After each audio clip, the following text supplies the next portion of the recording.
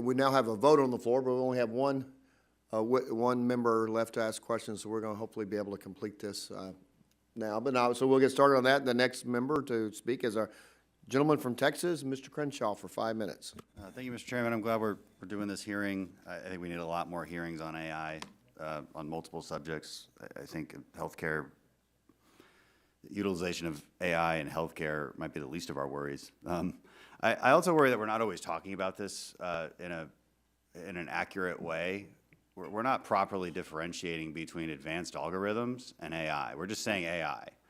And that's not from our witnesses. That's just that's for Congress. That's for America. If we're going to properly regulate it, and I'm going to ask you what you guys mean by that. A few of you have said we need to properly regulate it. I'm genuinely curious how and what we do.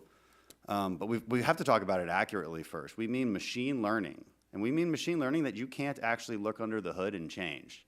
That's where it gets scary. If we're talking about advanced algorithms, look, people call Facebook and Instagram listen and watch my actions, and they make predictive analysis based on that. I've heard that used in tests like today and called it AI. It's not AI. You can change that algorithm. You can change how that works. Programmers can go in there and change it. AI you cannot change. You cannot look under the hood. And so I think we just need to be really accurate about what we mean by AI. AI is meant to mimic a person. And that can be really amazing, especially for healthcare. And so I think things we have to talk about is, well, what data inputs go into that machine learning? Is it everything? That's how you get ChatGPT. And what kind of person is it mimicking? A good person or a bad person? This stuff gets really scary really fast. When we're talking about healthcare, it seems kind of obvious that you're going to limit the data inputs. Does that need to be a law? Is that one of the regulations that y'all are talking about? So actually, I'm going to stop there and ask you.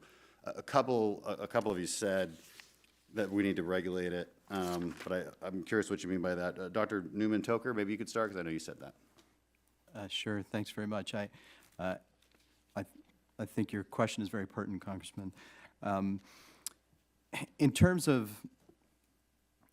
regulatory oversight, I do think that there are certain gaps with respect, in particular to diagnosis in this AI space. So I believe that, for example, if we think about direct-to-patient symptom checkers for diagnosis, where there's a legal disclaimer at the bottom that says this is not medical advice, but patients are taking it as medical advice, that it's really incumbent upon us to pay more attention to that consumer health space, as has been brought up previously. So kind of like a digital watermark almost.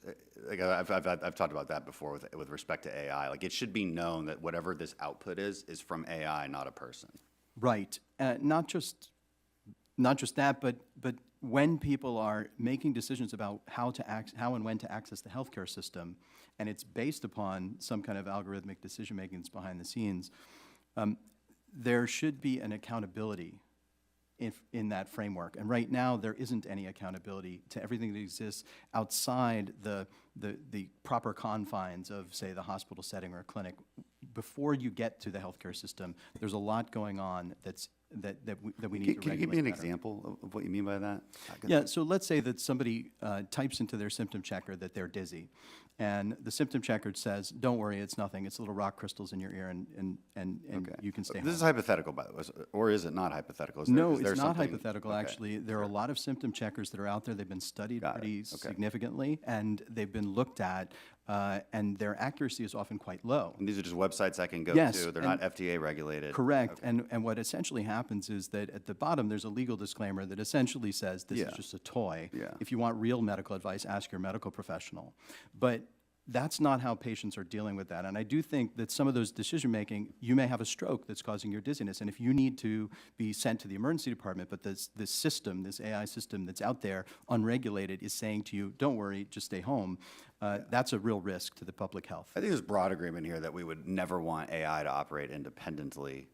Maybe not never, right? We might be in Star Trek mode at some point, but like, definitely for foreseeable future, that you would always have a doctor's blessing, even because there's amazing things that can happen. We're seeing this technology coming out of China, unfortunately, and this gets to a competition problem too, if we're going to overregulate things.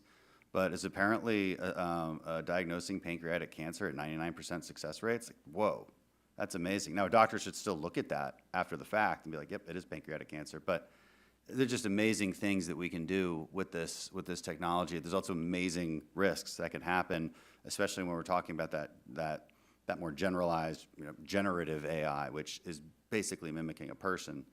And again, the question Congress has to ask itself, whether it's healthcare or any other conversation about AI, is what kind of person is it mimicking? We don't know the answers to that. And we have not talked about it enough in this Congress. So I'm glad we're doing this hearing, and I yield back. Thank you. The gentleman yields back, and that concludes all members present for questions, and we thank our witnesses for being here. But before we gavel out, we have the document